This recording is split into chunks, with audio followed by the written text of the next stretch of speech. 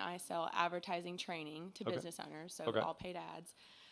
We'll do 5 or 6 million. I'm optimistic, so we're going to go with 6 because it sounds better. I like 5 or 6. Okay. Yeah. I would like to be at 50 million. Okay. Obviously not this year. What's stopping me is my capacity for sure. Sure. And so my question is, after hearing today that you spend 80% of your time on content, I'm trying to figure out what are the only things that I should do for me, and then what should I delegate? Yeah. I don't have anybody that I pay more than $100,000, so that's one thing I feel like I'm missing out on. What are your margins? My EBITDA, I know. Yeah, sure. At 2.5. On 5? Mm-hmm. That's great. That's amazing. Yeah, it's super good. I was excited yesterday.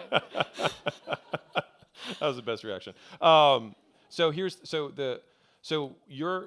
want to answer your question with a perspective shift. Okay. So you're now getting to the point where you have enough money where you have to start thinking about return on capital, right? Return on invested capital within a business.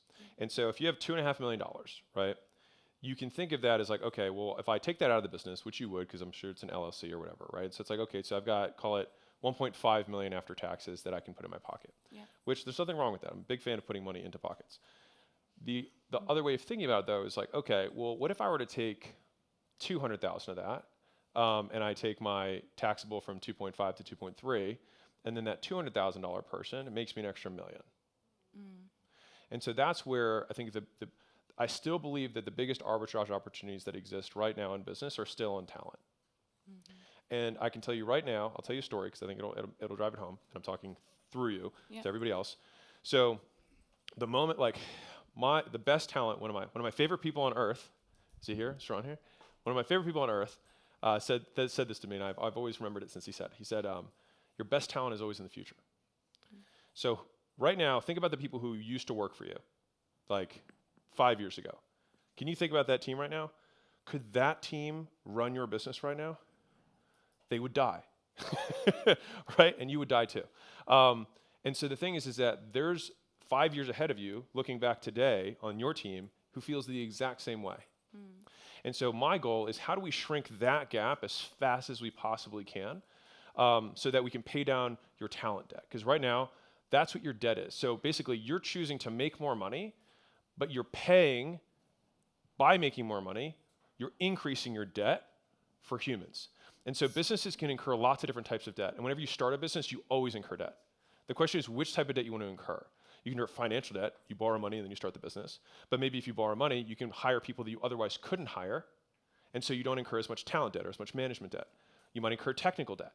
Okay, I don't have a CRM, I don't have data, some of the constraints we talked about earlier, right? Like that might be some of the debt. And so there's different types of debt that you can incur. You have talent debt. And so the goal would be, especially because you're in a service-based business, your business will be capped for sure by the culture that you keep, which is going to be on you, and the people that proliferate that culture is the people you attract. And so if you want to grow this business, which is all based on service, it's all based on people. And so you have to bring people that you're got to be, like if you're not paying more than $100,000 a year, it's 100% you who's making this happen, which is kudos to you for being skilled. On the flip side though, it doesn't have to be that way. And you would be amazed at the talent that you can get when you crack, like you might want to just jump to 250,000 a year and you'll be like, oh my God, these people are so much better. And what's scary is when you pay someone 500,000 a year, you're like, oh my God, this is a totally different level of talent. And then you pay someone $1 million a year and you're like, holy shit, I didn't know people could, they made people like this, right? And then eventually you get people, you know, like Sharon, and you're like, he's just better than I am, you know? And maybe someday I'll convince Sharon, right? And so the point is like, you just want to find people who are absolutely unreal. And the litmus test that I have is that you feel this like desperation in your core when you talk to them. You're like, I have to have this person. It's not like, oh, I have this role. This person seems like a pulse and not a moron. I guess this is the least bad of the 10 people I've talked to. I would encourage you, if you're ever in that situation, this is the least bad, just don't. Just keep looking. Like we will keep a role open for weeks or months if we do not find the person. And so we are always actively recruiting, and we have a lot of flow. And so you guys got to meet the team this morning, so you have a little bit more context. Smart people, very good at what they do. But in order to do that, like those people do not cost $250,000 a year. They're significantly more than that. Yeah. I've told myself up until now that I'm saving money by paying less, and you're right. It's like costing so much more. Yeah, you're always paying. It's just what are you paying?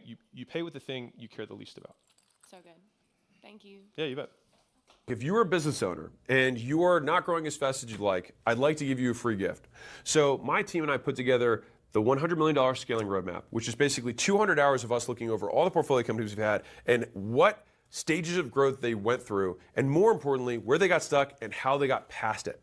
And so we broke it into these 10 stages, and we made this little kind of quiz thing where if you put in your business information, it'll tell you where you're at, and the most important part for you, what to do for each of the functions of the business across product, marketing, sales, customer success, recruiting, IT, human resources, and finance. And so no matter what you're struggling with, someone else has already struggled with it and solved it. And so I'd like to give you this thing absolutely free. You can go to acquisition.com/roadmap, plug in your business information.